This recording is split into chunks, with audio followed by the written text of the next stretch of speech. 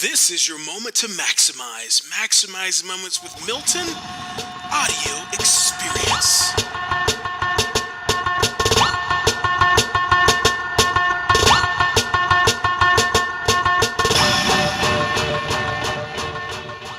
I heard a director say, find a story you love and tell it. So you know what? I'm going to tell a story that I love.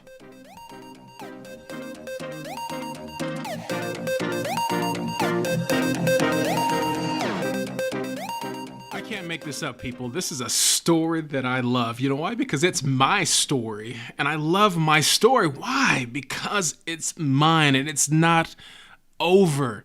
Stories are not over until we pass over into the next life, into eternity. Until I'm 6 feet underground, that's when I can say my story's over. Until then, I'm going to tell my story, past, present, and future story. But I'm going to look at my past, and how this relates to you is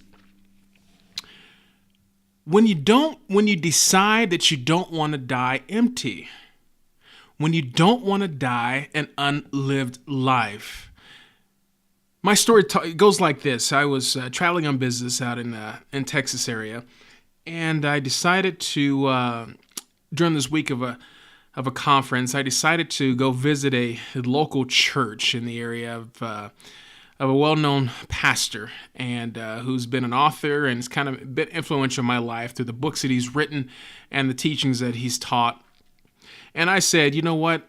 With a friend of mine, hey, let's go check out this church. We had some free time. Let's go check them out. So you know what? We got a cab ride to the church, and spent the evening there, a few hours there, and really got inspired. A lot of good things that were said, a lot of good people to meet, and that were encouraging, that were inspiring also.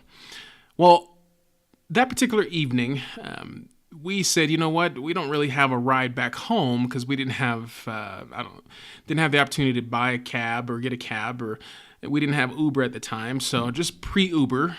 So we say, you know what, let's just see if someone here will give us a ride back to the hotel. And a gracious couple did. Older couple that decided to give us a ride back in their Toyota 4Runner. So I sit in the back with my friend, and I'm a big guy. So if you've never met me, hopefully you get a chance to. But I'm a big guy, and sometimes those Toyota 4Runners don't have a whole lot of back seat in them. And so I had to squeeze myself in there, and it was so tight that I couldn't get my seatbelt on. And that's a no-no on my part. Should have had my seatbelt on. But I couldn't get my seatbelt on, and we were driving back, having a great conversation. It must have been like a 25-minute drive. So we're headed down the freeway, traveling at about 70, 75 miles per hour. Had been on the freeway for maybe a good 7-8 minutes, just talking about the evening, how things went, getting to know each other, getting to know the people that were giving us a ride home as they were asking us questions about our lives. And all of a sudden, we were noticing a truck kind of swerving a little back, pickup truck in front of us swerving a little bit, just enough, hitting the lines, going in the middle, hitting the lines, going in the middle. All of a sudden, this truck was swerving to the right, and we were in the slow lane, so the lane that closest to the right-hand side shoulder. And he clips a construction vehicle that is parked on the side of the highway. Now now again, we're going 70, 75 miles per hour. He clips this vehicle right in front of us, maybe about 4 car lengths in front of us. And as he does so, it was really a matter of time and inches as far as the speed we were going and the distance we were following, that we didn't have any chance to stop. That the driver hit the brake as quick as he could, but it wasn't quick enough. And we T-boned this truck, and this truck split over the front of the hood of this Toyota 4Runner we were driving. And instantly, on the impact, all the seats went forward. Myself without a seatbelt, my buddy had his seatbelt on, a little smaller guy. And I went crashing over the passenger seat, the young lady that was sitting up front with her husband, squishing her against the dashboard, hitting my head on the sunroof and the windshield. And it was all a blur. At that moment, I thought I knew that I was dying. Really, when they talk about your life flashing before your eyes, at that moment, my life flashed before my eyes. Everything that I was wanting to accomplish in my life, everything that I was hoping to do in my life, I now had no desire to do it. all I thought about was my loved ones, my family, my wife, my children, and my parents, my brothers, those that were closest and dear to me, the ones that flashed through my mind. And it's a real experience when you have your life at the point of death, as you think it may be, flash before your eyes. I mean, I flew so fast into the windshield, almost nearly cracking the windshield with my forehead, scraping my head across the sunroof and getting a rug burn. And as we come to a complete stop, as the smoke is in the air and not wondering if there's fire or if what's going on, everybody's kind of dazed and confused. And eventually the doors swung open and I roll out of the car, and the lady that I was sitting behind, she was pinned against the dashboard because the seat had bent, that I crushed the seat, and she was bent and pinned, and the ambulance and the fire department had to rescue her and pull her out and cut the seat. And it was an ordeal, a life-threatening ordeal, a death at the doorstep ordeal. And I tell you, there's nothing else that will sober up a human spirit than when you come to the point of death. And this is just one experience that I've had. So thank goodness that I survived. Everyone in the car survived with some minor injuries. The lady that I was sitting behind, she just was bruised up, a couple cuts. I had a cut and bruise on my forehead and head, and nobody died. Everyone was alive, and how thankful and grateful we all were. And I just tell you this story because in that moment, and this is just one instance, but in that moment, everything became clear and it became real. Not saying that life isn't real in general, but I think I personally was living some facades, living some wish I could have been, or I should be, or I wish I was that, instead of knowing authentically who I am on the inside and what I bring to the table. And I tell you, in that moment when my life flashed and the loved ones in my life, there was a heart-wrenching despair, and that I was gonna miss the love that I was receiving from those that I care about deeply.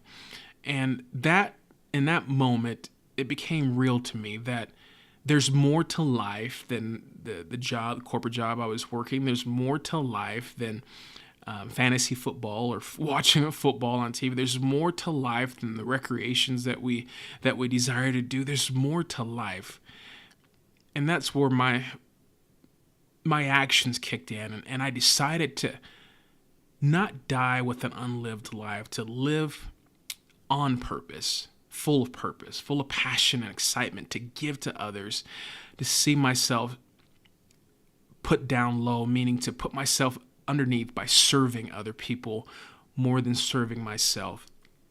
Now, has that been perfect all my life? No. Since that time period, it hasn't been super perfect, but I guarantee you it's my anchor that I go to when I feel things are getting out of balance for me and out of control. And I so don't want to go to the grave not knowing what my potential could have been. What could I have done with my potential in this moment in time, in this life?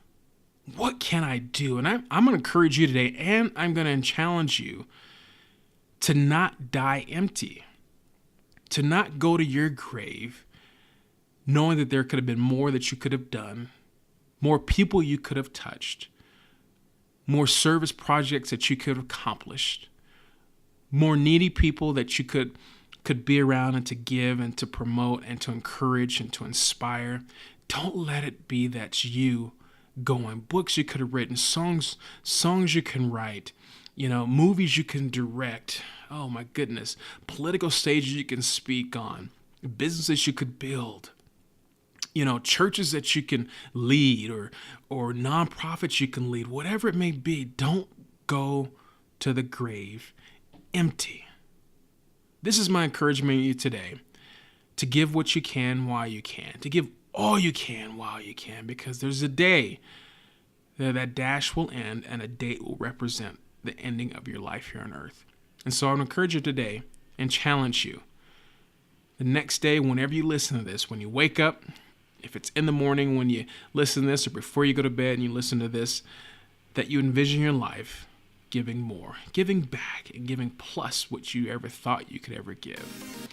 Hope this helps you today.